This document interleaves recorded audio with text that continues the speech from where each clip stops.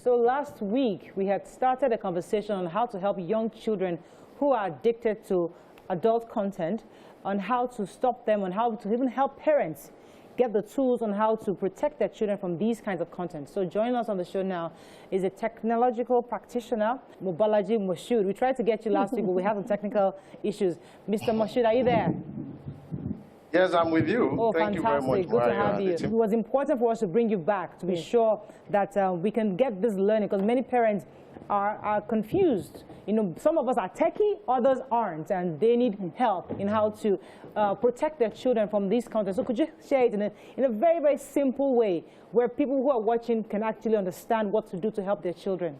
Now, the technology itself, like I always say, it's a double-edged sword. So you have to know your place in it. Now you have, it's like a marketplace. Now in this marketplace, you have the players. Those we call the good guys and the bad guys. So just like we have in the real world scenarios, where you have to protect your children, not to go to certain areas or locations, the same way we also would love to do in the social space, in the cyber space. Now, the solution approach I will put to this, before I even talk about the tools at all, is to talk about what I call the social contract. Within the parents and the child, there must be an established understanding, no matter how little that child is, on how you must use this, and we agreed upon that. We have a couple of tools we could use. We can always, lay our hands on. But one easy one for us to lay our hands on is Google, Family Link. For Google Family Links, you can always, have this around you, download without having to pay any fee. This is a tool that helps you to control your time, the children's time on the device. Now, I can launch a new device and I give it out to a 12-year-old. And I can say, okay, for your gaming apps and all that, I will allow you to use them maybe between 5 p.m. to 7 p.m. And once 7 p.m. is done, it's logged out. I can shut down the whole system. I can shut down the whole device.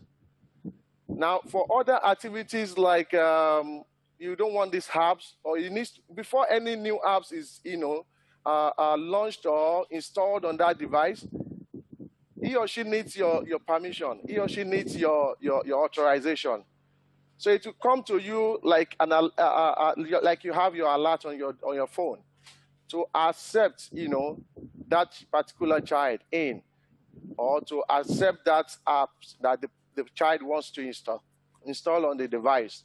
Now, a lot of parents are in a dilemma. They do not know how to control the extent to which the children can go. And these kids are so smart that they can delete their search history and all of that. How do we begin to enforce these boundaries we did not start with in the first place, one? And how do we begin to, block out certain sites so that they are not able to access it? We, as parents, we must get these contracts, in place. It must be the understanding we must establish. That must be the first point of call.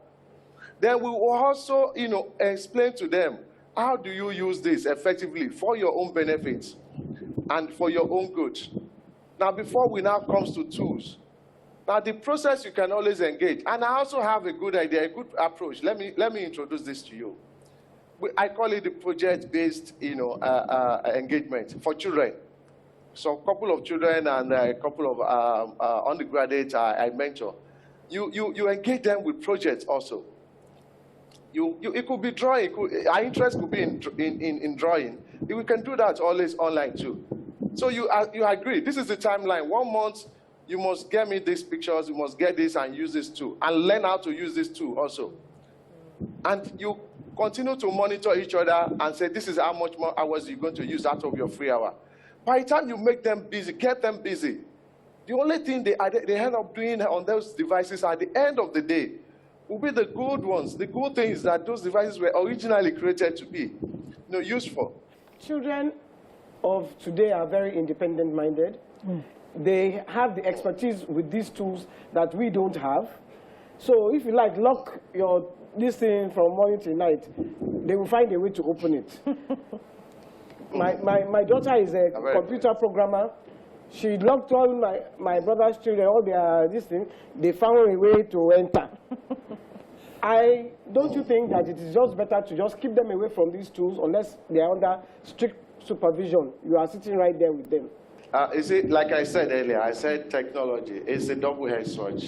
I have a personal experience daily of a 12-year-old boy who is what I call a whiz-kid, a developer, who could do a lot of things and hack into any system.